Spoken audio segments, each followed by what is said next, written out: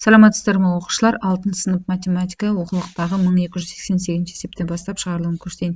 400 грамм тұзды су ерітіндісінде м грамм тұз бар. Ерітіндідегі тұздың концентрациясы неше процент? Ерітінді концентрациясының ондағы қоспаның массасына тәуелділік формуласын жазыңдар дейді. Енді 5-ші класстың оқулығында концентрацияға байланысты мынадай формула бар. Концентрация дегеніміз мынадай бөлшек, ерітінді, мынау ерітінді жоғары жағында алымда еріген зат көбейтілген 100% деген формула бар. Сол бойынша мысалы концентрация деген мына P% деп алсақ, процент тең болады. Ерітіндіміз біз 400 грамм, еріген затым м, тұз көбейтілген 100% деп аламын. Енді мынау мен мынау қысқарып кеткенде бізде мынау м бөлінген 4 деген шығады. Енді бірінші жағдайда м-нің мәні 72 тең болған кезде P% тең болады. м-ді 72-ні бөлем 4-ге 18-ге тең болады. Келесі екінші жағдайда м-нің мәні 160-ға тең болғанда P% тең 160-ты бөлем 4-ге. Сонда 40-қа тең болады екен. Келесі ары қарай 89-ші есепте кубтың қыры а сантиметр. Куб деген мынау, оның барлық қырлары тең болады. А-ға тең. Кубтың қыры а сантиметр, оның бетінің ауданы дейді. Бетінің 6 жағы бар, сондықтан кубтың бетінің ауданы 6а квадрат болады. Кубтың бетінің ауданы оның қырының ұзындығына тәуелділік формуласы осы болады. Енді бірінші а-ның мәні 3-ке тең болған кезде s-ті табу үшін 6 көбейтілген 3-нің квадраты 54-ге тең болады. Келесі екінші а-ның мәні 5-ке тең болған кезде s тең болады 6 көбейтілген 5-тің квадраты 150-ге тең болады екен. Келесі ары қарай 90-ші есеп. Балалар бақтан алма, алмұрт, шабдалы және өрік жинады дейді. Жемістердің барлығының массасы 38 килограмм.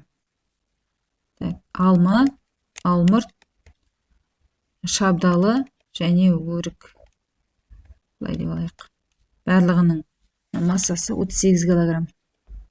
Балалар жинаған алма мен алмұрт x, y деп алайық. Алма мен алмұрт 25 килограмм. Алма мен шабдалы 17 килограмм. Алма мен өрік 16 килограмм. Балалар жемістердің әрқайсынан неше килограмм жинады дейді. Мынаны қосайық бір-біріне. Сонда 3x қосылған y қосылған z қосылған v тең болады. Мынаның барлық жағын қоссам 58-ге тең болады. Былай істейік. Бізде мына жер мен мына жер екеуі бірдей. Яғни мына жерге мынаның орнына 38 алынған x-ті қоюға болады. 38 алынған x-ті қоюға болады.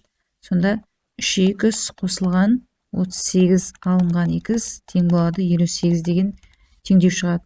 3x-тен 1x-ті алып тастасам 2x шығады. Сонда 58-ден 38-ді азайтсам менде 20 шығады. Сонда x-тің мәні 10 болады. Олай болса, мына жерде y-ті табу үшін алма, екінші алмұрт қой. Алмұрт табу үшін 25-тен 10-ды азайтып тастаймын. 15 қалады. Келесі z-ті табу үшін 17-ден 10-ды азайтып тастаймын. 7 қалады. Келесі v-ны табу үшін 16-тан 10-ды азайтып тастаймын. 6 қалады. Сонымен алма бізде 10 килограмм. Келесі алмұрт бізде 15 килограмм. Келесі шабдалы 7 килограмм. Өрік 6 килограмм болады екен. Келесі ары қарай 91-ші есеп. Бұл да қайталауынан жаттығу. Мына теңдеулер шығады, тезде шығарып тастайық. Мынаның ортақ бөлімі бізде 12 ме? Мына әрқайсысын 12-ге көбейтемін. Сонда мынаны 12-ге көбейтсем 3x қалады. Мынаны 12-ге көбейтсем 4x қалады. Плюс мына 12-ге көбейтсем 2x тең болады. 2x плюс мына 12-ге көбейтсем 60 болады екен. Сонда мына екеуін қоссам енді 7x. Мына 2x-ін жаңа шығарып жіберем. Тең 60. 5x тең 60. 60-ты 5-ке бөлсем, x-тің мәні 12-ге тең болады. Келесі мынаның ортақ бөлімі 15, әрқайсысын 15-ге көбейтем.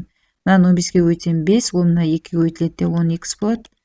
Мынаны көбейтсем 3 қалады. 3-ті 4-ге көбейтсем 12x. Мына 15-ге көбейтсем x қалады. Плюс мынаны 15-ге көбейтем. Мына жерде бізде минус 2x қалады. Мына x-ті жаңа шығарып жіберем. Тең 15. бізде мынау минус 3х тең 15. 15-ті минус 3-ге бөлсем, минус 5 болады екен. Келесі мынаны ортақ бөлім 24. Олай болса, әрқайсысын 24-ге өтсем, мында 3, мына 3-пен көбейтіледі, 9х болады. Минус, мынаны 24-ге өтсем 4х. Мынаны 24-ге өтсем 2х. Минус, 24-ге өткенде 24 болады. Так, мына 5х минус 2х тең минус 24 болады. Так, 3х тең болады минус 24. 24 3-ге бөлсем, минус 8-ге тең болады екен. Ары қарай келесі.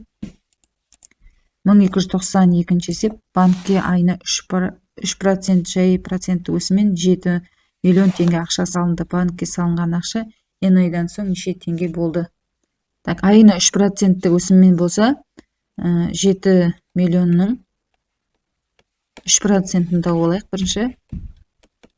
Ол дегеніміз 210 мың. Сонда бір айда 210 мың түсетін болса, n айда қанша түсетін табу үшін мына екеуін бір-біріне көбейтеміз. Сонда 210 мың n болады екен. Так, енді бізде формуласы бірінші жағдайда n-нің орнына 5-ті қойсам, 210 мыңды көбейтем 5-ге. Сонда менде шығады 8 миллион 50 мың ба? Так, келесі екінші n-нің мәні 8 болғанда 210 мыңды көбейтем 8-ге. Сонда 8 миллион 680 мың деген сан шығады екен.